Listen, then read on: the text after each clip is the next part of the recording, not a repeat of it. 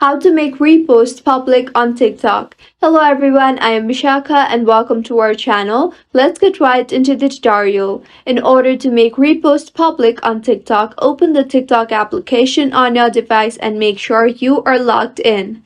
Now go to your profile. Here in the bottom center, you will see the option for repost. Tap on that and here you will be able to see all the reposts you have made, and tap on the three lines on the top right of your screen and then tap on settings and privacy. Under account, tap on privacy now. Scroll down and you will see the various options under interactions.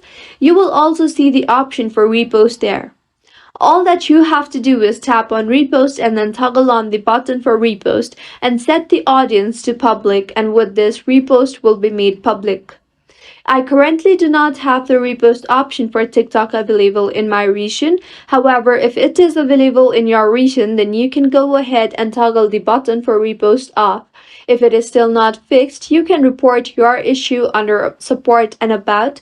Tap on the report a problem option and go ahead and report your issue, and your issue will be fixed. If you find this tutorial helpful, do subscribe to our channel. Thank you for staying with us until the end.